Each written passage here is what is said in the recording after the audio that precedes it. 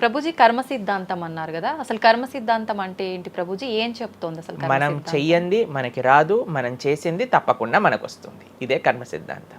Every action has equal and opposite reaction. Okay okay. ఇలా అయితే ఈ లా ఉందో అదే కర్మ సిద్ధాంతం. అంటే నువ్వు చేసింది ఏదైనా సరే ఆ యొక్క ఫలితం నుంచి తప్పించుకోలేవు. తర్వాత ఏదైతే నువ్వు చేసావో దాని నుంచి తప్పించుకోలేవు. మంచైనా చెడైనా మొన్న అయింది నీకు ఈ రోజు వస్తుంది, ఈ రోజు చేసిన దానికి రేపు వస్తుంది. ఇదే కర్మ సిద్ధాంతం అంటే. కాబట్టి ఎప్పుడు ఇది మన మనసులో ఉండాలి. అరే ఈ రోజు నాకు ఏదైనా బాధ ఉంటే నేను ఏదో చేశానేమో, కాబట్టి ఏదో చేశాము అయిపోయింది, ఈ రోజు ఈ కష్టం వచ్చింది, కృష్ణ నువ్వు నాకు శక్తినివ్వు ఈ కష్టాన్ని ఎదుర్కోవడానికి. ఇప్పటి నుంచి నేను ఇలానే మంచిగా ఉంటాను, ఎప్పుడూ అధర్మం వైపు వెళ్లకుండా ఉంటాను, స్వామి నువ్వే రక్ష అని ఆ ధర్మ చింతన ముందుకు తీసుకెళ్ళటం. ఇప్పుడు కానీ మనం ఆ ధర్మ సంకల్పం చేసుకుంటండి రేపటి రోజున. మరి చాలా మంది అంటే రేపు ఎవరు చూసారో లేదో, అయ్యా రేపు ఎవరు చూసారో లేదో అని కానీ మీ పిల్లవాడు చెప్పి నేను ఇప్పుడు కష్టపడను, రేపు నాకు ర్యాంక్ వచ్చాక నాకు ప్లేస్మెంట్ వస్తుందో లేదో నాకేం గ్యారంటీ ఉంది కాబట్టి నేను చదవను అన్నాడు అనుకోండి, ఏం చెప్తారు మీరు? నాన్న నువ్వు ప్లేస్మెంట్ గురించి బాధపడకు, ఫస్ట్ నీ కర్తవ్యం చదవటం నువ్వు చదువు, దాని తర్వాత నీకు వస్తే వస్తుంది, నీ జీవితం సెటిల్ అవుతుంది. అంతే కదండి. మనం కూడా లేదు రేపు పొద్దున ఎవరు చూశారు స్వర్గాన్ని నరకాన్ని కాబట్టి నేను ఇప్పుడు ధర్మాచరణ చెయ్యను అని అంటే మీ పిల్లవాళ్ళు కూడా ఎక్కడైతే చదవను అని అంటారో అలానే మనం కూడా తయారవుతాం. చాలా మంది అండి పెద్దవాళ్ళు పిల్లలకి మాత్రం మంచి నీతులు చెప్తారు, కానీ వాళ్ళ దగ్గరకు వచ్చేసరికి వాళ్ళు ఆచరించడానికి రెడీగా ఉంటారు అనమాట. కాబట్టి మీరు ఒక్క విషయాన్ని ఆలోచించండి, మీరు ఏం చెప్తున్నారో అది మీరు ఫాలో అవుతున్నారా? పెద్దలు ఫాలో అవుతేనే అది పిల్లలు ఆచరిస్తారు, లేకపోతే ఆచరించరు. పిల్లలకి స్కూల్ ఎలానో మనకి భగవంతుడి యొక్క సృష్టి చేసిన ఈ ధర్మం అలాంటి. కాబట్టి ఈ రెండిట్లో మనం చాలా జాగ్రత్తగా ఉండాలి. ప్రభుజీ చాలా మంది ఏ పని చేయాలన్నా కూడా ముందు వెనక ఆలోచించి ప్రతిదీ జ్యోతిష్యాన్ని పట్టి దాని ప్రకారంగానే పనులు చేస్తూ ఉంటారు. నిజంగా జ్యోతిష్యాన్ని నమ్మొచ్చు అంటారా? జ్యోతిష్యం 100% కరెక్టే, కానీ జ్యోతిష్యాన్ని నువ్వెంత సీరియస్గా తీసుకోవాలి అది ఆలోచించాల్సిన విషయం. జ్యోతిష్య శాస్త్రం అది, శాస్త్రం ఎప్పుడూ కూడా కరెక్టే, కానీ మనకి ఎంత అవసరం అది.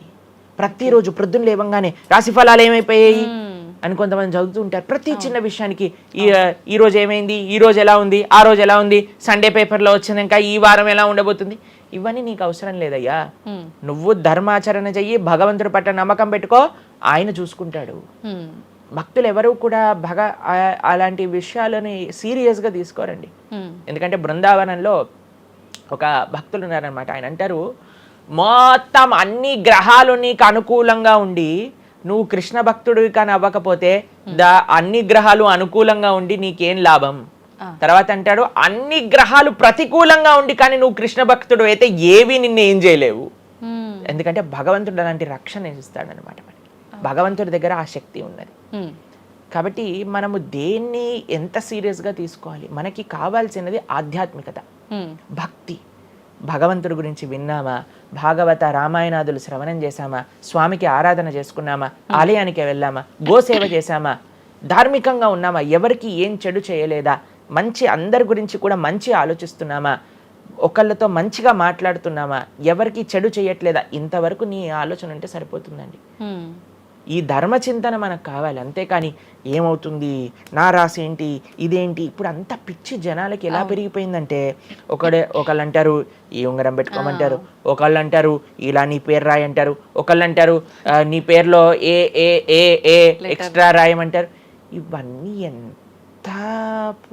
ఇవన్నీ ఏంటి మారిపోయాయి? ఇవన్నీ మార్చుకొని నీ ఆచరణ కానీ మారకపోతే, నీ థింకింగ్ కానీ మారకపోతే, నీ ధర్మం పట్ల ఉండే అనిరుక్తి కానీ పెరగకపోతే ఇవన్నీ చేసి ఏం లాభం? కాబట్టి మనం ఎసెన్స్ ఆఫ్ ధర్మ భగవంతుడి ఆరాధన. సవై పుంసాం పరో ధర్మో యతో భక్తిర్ అదోక్షజే. అటువంటి స్వామిని ఆశ్రయించటంలో మన టైం పెట్టాలి, కానీ ఇలాంటి చిన్న చిన్నవి చూసుకోవటం, వీటి కోసం మనం సమయాన్ని వేస్ట్ చేసుకోవటం మంచిది కాదు. జ్యోతిష్యం కరెక్టా? 100% కరెక్ట్. నీకెంత కావాలి అది నువ్వు ఆలోచన చేసుకో. పెళ్లి చేసుకోవాలి, గృహ ప్రవేశం చేసుకోవాలి, ఏదైనా పెద్ద ఉంటే అప్పుడు మీరు చూడాలి ముహూర్తం, వివాహం చేసుకోవటం కానీ లేదా ఏమంటాం మన గృహ ప్రవేశాది పెద్ద పెద్ద కార్యములకి చూసుకొస్తే ప్రతిరోజు ప్రతి క్షణం ప్రతి వారం ప్రతి నెల చాలా మందికి పొద్దున్నే చూడండి అసలు రోజు గడవదు. ఇలాంటి పిచ్చి పనులు ఆపాలి. ఫస్ట్ ప్రొద్దున పూట లేచి భగవంతుడి దగ్గరికి వెళ్ళి భగవంతుడికి నమస్కారం చేసి జపం చేసుకొని ధ్యానం చేసుకొని ఆలయానికి వెళ్ళి దర్శనం చేసుకొని భగవత్ చింతనలో ఉండండి. రోజులో ఏ కష్టం వస్తుందో దాన్ని ఎలా ఎదుర్కోగలో ఆ శక్తిని వస్తుంది. అంతేగాని ఏమున్నాయి రాశి ఫలాలు చదవటం వల్ల ఏం అవ్వదండి. కాబట్టి సొల్యూషన్ పైన కాన్సన్ట్రేట్ చేయండి, ప్రాబ్లం కోసం విశ్లేషణ చేయకూడదు. ఓకే ప్రభుజీ, చాలామంది ఇంట్లో నెగిటివ్ ఎనర్జీస్ ఉన్నాయి, దయ్యాలు తిరుగుతున్నాయి, లేదంటే ఎవరైనా ఒక పర్సన్కి దయ్యం పట్టింది అని చెప్పి చాలామంది ఎవరు ఇట్లా పంతుళ్ళు అట్లాంటి వాళ్ళ దగ్గరికి మాంత్రికుల దగ్గరికి తీసుకెళ్ళడము, వాళ్ళు వదిలిస్తారని చెప్పటము, ఆ దయ్యం వీళ్ళని చాలా పీడిస్తుంది అని చెప్పడం, ఇలాంటివి చాలా వింటుంటాము సహజంగా. ఇదంతా నిజమే అంటారా ప్రభుజీ? అసలు దయ్యాలు అనేవి ఉన్నాయంటారా? ఆత్మలు దయ్యాలు ఇవన్నీ ఉన్నాయండి, అది లేవు అని చెప్పలేము, ఉన్నాయి తప్పకుండా. ఎలా అయితే మీరు నెగిటివ్ ఎనర్జీ అంటారు కదా, నెగిటివ్ ఎనర్జీ ఎక్కడికి వస్తుందో తెలుసా అండి? నెగిటివ్ పీపుల్ దగ్గరికి వస్తుంది. ఎవరైతే ఎమోషనల్గా, ఎవరైతే స్పిరిచువల్గా, ఎవరైతే ఫిజికల్గా వర్నలబుల్గా ఉంటారో వాళ్ళ దగ్గరికి వస్తుంది. ఎవరైతే ఇంట్లో భగవద్ ఆరాధన ఉండదో, పూజ రూమ్లో ఏమీ లేకుండా చాలామంది ఇప్పుడు మాకు చాలా విచిత్రం అనిపిస్తుంది కొన్నిసార్లు. మాకు ఈ ఇంటర్నెట్లో వీడియో చూసినప్పుడు వీళ్ళు చర్చ్లో ఉండే వాళ్ళందరూ దయ్యాలను వదిలిస్తూ ఉంటారనమాట. మాకు చాలా ఆశ్చర్యం ఏంటంటే వీళ్ళకే ఎందుకు దయ్యాలు పడుతున్నాయి అని. కాబట్టి ఎందుకు దయ్యాలు ఎవరైతే పర్సనాలిటీస్లోకి వెళ్తాయో తెలుసండి, ఎవరైతే క్లీన్లీనెస్ మెయింటైన్ చేయరో, ఓకే, ఎవరైతే సమయానికి స్నానం చేయటం కానీ, సమయానికి శుచిగా శుభ్రంగా ఇల్లు శుభ్రంగా ఉంచుకోవటం కానీ, దేవాలయంలో భగవంతుడి యొక్క మూర్తులకి చక్కగా ఆరాధన చేసి ధూపం దీపం నైవేద్యం తోరణం ఉత్సవాలు పండగలు యజ్ఞాది యాగాదులు ఇవన్నీ ఉన్న చోట ఎప్పటికీ నెగిటివ్ ఎనర్జీ అనేది ప్రవేశించలేదు. ఓకే. కానీ ఎక్కడైతే జనాలు డిమ్గా డల్గా ఎటువంటి వైబ్రెన్స్ లేకుండా ఎప్పుడు ఎమోషనల్ వర్నలబుల్గా బాధల్లో ఉంటూ ఆధ్యాత్మికంగా లేకుండా ఇల్లంతా గందరగోళంగా చెత్త చెదారంతో ఎప్పుడైనా సరే ఫ్రెష్ ఫుడ్ కాకుండా స్టేల్ ఫుడ్, బయట సోర్స్ తెలియని ఫుడ్ వాటిని తినటం వల్ల అలాంటి మెంటాలిటీస్, అలాంటి నెగిటివ్ ఎనర్జీ ఈజీగా ఇటువంటి నెగిటివ్ ఎన్వైరన్మెంట్లోకి వచ్చేస్తుంది అనమాట. ఓకే. కానీ ఎప్పుడైతే మనం వైబ్రెంట్గా భగవన్నామ చక్కగా బొట్టు పెట్టుకొని చక్కగా మంచిగా సాంప్రదాయంగా రెడీ అయ్యి చీర సాంప్రదాయం మన సాంప్రదాయం మన చీర అండి. భారతీయత మగవాళ్ళైతే ధోతి కుర్తా ఇంతకుముందు ఉండేది, శిఖ ఎంత చక్కగా బొట్టు పెట్టుకొని చక్కగా అలంకరణ చేసుకొని ఇంట్లోకి వెళ్ళంగానే అసలు ఆ ధూపం యొక్క సువాసన వచ్చి చక్కగా పసుపచ్చతో మన గడప నుంచి స్టార్ట్ చేస్తే పైన తోరణం కింద ముగ్గులు, అసలు ఒక సనాతన సాంప్రదాయం. ఒక హిందూ యొక్క ఇంటికి వెళ్తే ఏ దయ్యం అలాంటి ఇంట్లోకి వెళ్ళగలుగుతుంది చెప్పండి? మన సినిమాలలో మీరు చూసి ఉంటారు, దయ్యాలు ఎక్కడుంటాయి? పాతబడ్డ బంగ్లాలలో, ఎక్కడో క్లోజ్ చేసిన గెస్ట్ హౌస్లలో ఉంటాయి, అంతేనా? నిజం ప్రభుజీ. ఏదైనా దేవాలయంలో దయ్యం ఉండటం మీరు చూసారా ఎక్కడైనా? ఎందుకు ఉండదు? ఎందుకంటే అక్కడ భగవద్ ఆరాధన జరుగుతుంది కాబట్టి. ఏ ఇంట్లో అయితే నిరంతర భగవద్ ఆరాధన ఉంటుందో, ఏ ఇల్లు అయితే వైబ్రెన్స్ గా ఇంటి బయట ముగ్గు నుంచి ప్రారంభమై ఇంటి లోపల దేవాలయంలో దీపము నిరంతరము కూడా ఉంటుందో, భగవద్ ఆరాధన జరుగుతుందో, భగవన్నామ జపం జరుగుతుందో, శాస్త్రాన్ని పారాయణ చేస్తున్న విష్ణు సహస్రనామం, హరే కృష్ణ మహామంత్ర కీర్తన యజ్ఞము యాగము ఉత్సవాలు చేస్తూ అటువంటి ఇంట్లో అటువంటి వ్యక్తులకి ఎప్పుడూ రాలేదండి. ఎవరైతే తన నుదిటిన తిలకాన్ని అలంకరణ చేసుకొని చక్కగా సాంప్రదాయంగా ఉంటారో, శుచి శుభ్రత పాటిస్తారో, చక్కగా ఆలయానికి వెళ్ళి గోసేవ చెప్పండి, అలాంటి వాళ్ళకి ఎప్పుడైనా ఇలాంటి నెగిటివ్ ఎనర్జీ అటాక్ అవుతుందా అంటే అస్సలు కాదు. ఎవరైతే గ్లూమీగా డిప్రెస్డ్గా ఏం లేకుండా ఏ వస్త్రాలు పడితే ఆ వస్త్రాలు వేసుకోవటం, దేవుడు కొంతమంది ఆలయంలోకి వెళ్ళామనుకోండి, ఇంట్లో పూజ రూమ్లోకి వెళ్ళామనుకోండి, పండగ నుంచి పండగ మాత్రమే దీపం పెడతారు, లేదా అస్సలు ఆ పూలు అలానే ఉంటాయి 15-20 రోజుల వరకు.